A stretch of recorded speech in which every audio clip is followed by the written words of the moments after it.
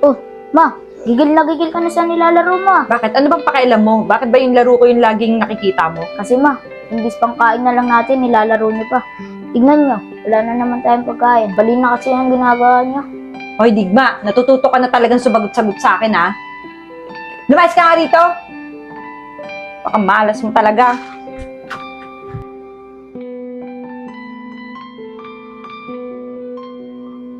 Visit na yan, laging ganito na lang yung buhay namin. Lagi na lang walang pagkain. Dapat pala sumama na lang ako kay Papa. Oh, Digma, ba't malungkot ka dyan? Wala po to, Ate Sab. Diba ikaw yung bumili ng gitara kahapon? Ah, oo, ka pala. Bakit ka pala pinita ng mamaming gitara? Ewan ko ba din kay Mama? Parang halatang hindi ka pa kumakain ah. Kumain ka na ba? Di pa nga po eh.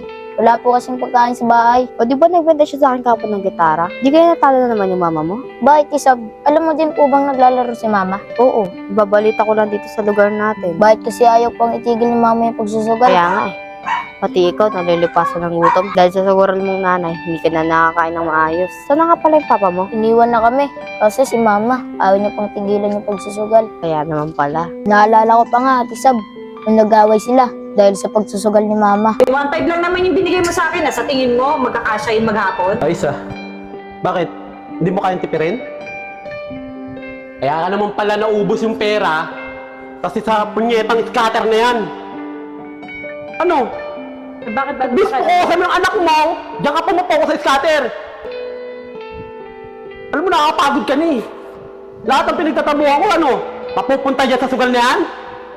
Alam mo, mas maganda maghiwalay na lang tayo. Tara nak, sumama ka sa akin. Tara nak, sumama ka. Tatayo dyan, papaluin kita. Ikaw talaga eh, no?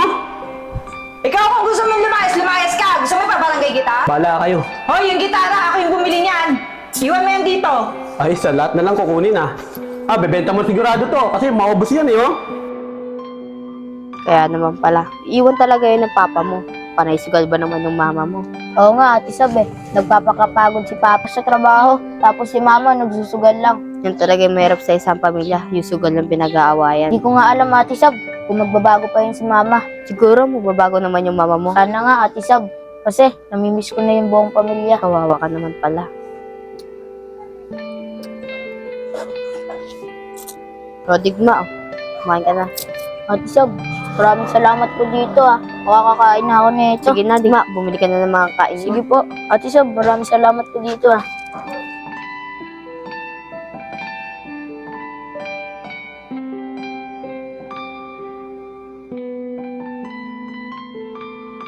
Boss Marvin, baka may basura ka dyan. Tapon mo lang ng basura kahapon na wala ka naman pera. Wala nga, Boss Marvin. Boss Marvin, tapon na kayo. Oh, Naman ka, bagong sahod ako. Okay to, Ano to, Boss Marvin? sa'yo na yan. Pero bukas tapon mo yung basura namin ha. Para bukas hindi na ako magbayad sa'yo. Salamat, Kuya Marvin. Malaking tulong na sa akin to. Ika na ka. Kuya, tapon niyo na po ba yan? Oh, Digma, buti yan, dyan ka. Tapon mo nga to. Digma. Uy, thank you po. Kawawa naman tong batang to. Sipag-sipag mong tapon ng basura. Kuya, natapon niyo na po ba yan? Oo, sana eh. Akin na lang yan. Maraming salamat po, Kuya Bay.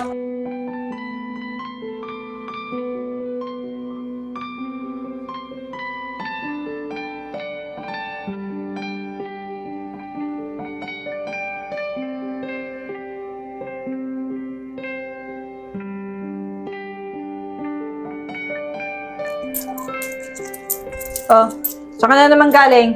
Dumiskarte lang ako, ma. Nagtapon ng basura. Oh, magkano naman yung kinita mo sa pagtatapon mo? Konti lang, ma. Mga 150 lang to. Di maganda, ibili mo na ng bigas yan. Ma, nag-iipon ako. May bibilin akong laruan eh. Puro ka laruan. Ano, makakain mo ba yung laruan na yan? Bumili ka na ng bigas doon. Si Mama naman, nag-iipon nga ako eh. Bumili ka na ron. Doon na nga.